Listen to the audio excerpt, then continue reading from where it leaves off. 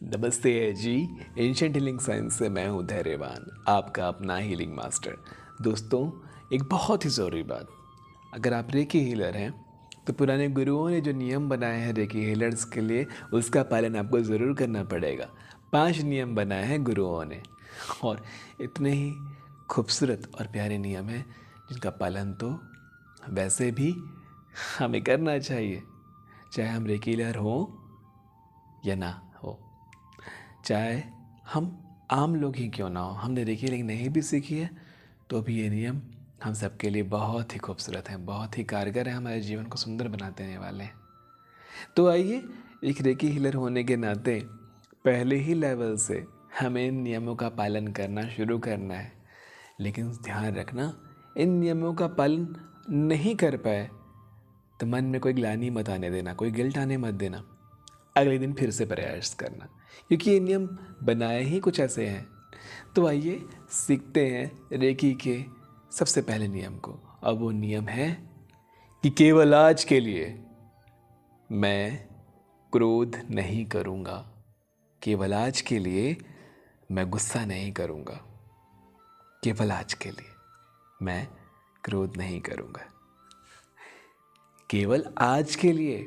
ना ही मैंने कल के लिए कोई वादा किया है, ना ही मैं बिना बीते हुए कल में जो हो चुका है उसके लिए कोई ग्लानि है मेरे मन में।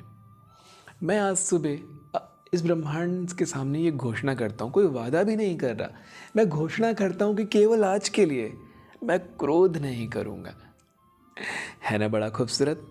अगर किसी वजह से ये छूट जाए, किसी वजह से अगर आप क्रोध को कर बैठे, आपसे कंट्रोल नहीं हुआ, तो मन में कोई ग्लानि आने मत देना। कल के लिए फिर ये करना कि आज जो हो गया सो हो गया, हे प्रभु मुझे माफ़ कर दीजिए। और कल के लिए फिर से ये नियम की घोषणा कर देना। वैसे ही अब आते हैं हम दूसरे नियम की तरफ। केवल आज के लिए मैं चिंता नहीं करूँगा, केवल आज के लिए मैं वरीड नहीं रहूँगा, चिंता नहीं करूँगा, केवल आज के लिए मैं चिंता नहीं करूँगा। सिर्फ आज के लिए ये वादा कीजिए, सिर्फ आज के लिए अपने आप से एक वादा कीजिए, यूनिवर्स के सामने ये घोषणा कीजिए कि मैं चिंता नहीं करूँगा। और चिंता करने से फ़ायदा भी क्या है? क्योंकि जो चीज़ हो सकती है उसके लिए चिंता करने की ज़रूरत नहीं, और जो चीज़ नहीं हो सकती उसके लिए चिंता करके क्या फ़ायदा। तो केवल आज के लिए मैं चिंता नहीं करूँगा, जो होगा परमात्मा की मर्ज़ी से अच्छा होगा। और वैसे भी एक बात कहते हैं ना, कोई चीज़ हमारी मर्ज़ी से हो रही है तो परमात्मा का धन्यवाद दीजिए, और अगर कोई चीज़ हमारी मर्ज़ी से नहीं हो रही है तो भी परमात्मा का धन्यवाद दीजिए, क्योंकि वह चीज़ परमात्मा की मर्ज़ी से हो रही है ना।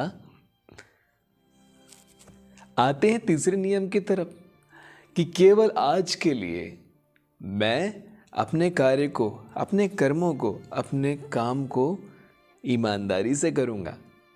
केवल आज के लिए मैं अपने कार्यों को ईमानदारी से करूँगा, केवल आज के लिए मैं अपने कर्मों को पूरी ईमानदारी से करूँगा, केवल आज के लिए।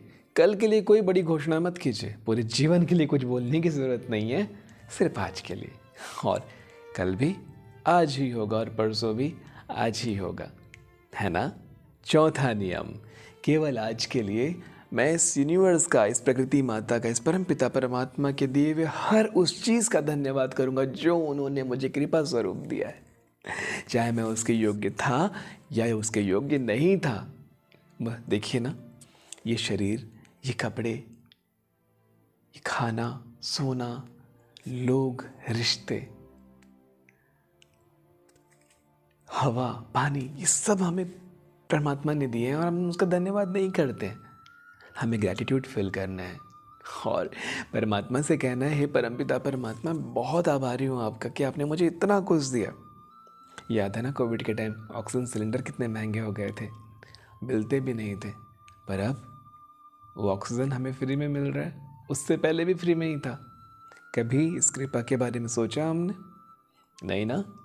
तो अब सोचिए, केवल आज के लिए मैं परमात्मा के दिए हुए हर चीज़ों के लिए धन्यवाद से भरा रहूँगा, ग्रैटिट्यूड के मोड में रहूँगा।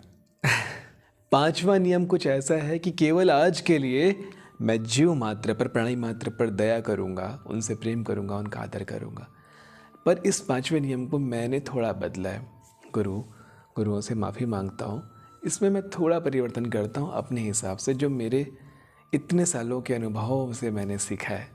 मैं कोई पूज्य गुरु नहीं हूँ, कोई संत नहीं हूँ, लेकिन मैं ऐसा मानता हूँ कि सिर्फ जीव मात्र पर क्यों प्राणी मात्र पर क्यों, हर चीज़ से मैं प्रेम करूँगा।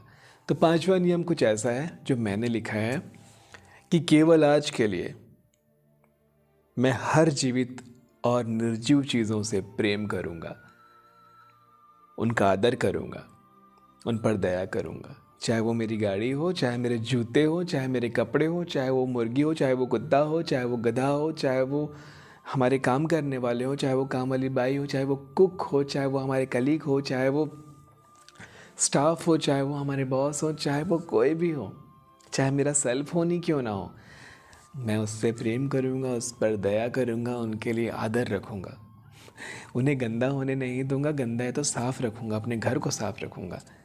तो अगर आप भी इस बात से रिलेट करते हैं कि 5वां नियम थोड़ा बदल कर सबके लिए प्रेम का होना चाहिए, तो आप इसे स्वीकार करें। नहीं तो गुरुओं के बनाया हुआ वो नियम तो है ही कि प्राणी मात्र पर, जीव मात्र पर दया करूँगा, उनका आदर करूँगा। तो इस प्रकार से ये 5 नियम हैं जिनका पालन करके आप एक महान रेकी हीलर बनेंगे, महान हीलर बनेंगे।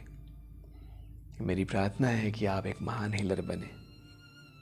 मेरी प्रार्थना है कि परमात्मा आपको एक महान हीलर बनने के लिए रास्ता दिखाए।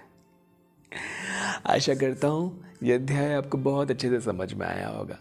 आने वाले वीडियोस पर, आने वाले अध्यायों में और बहुत सारी चीज़ें सीखेंगे। तब तक के लिए नमस्ते अजय जी।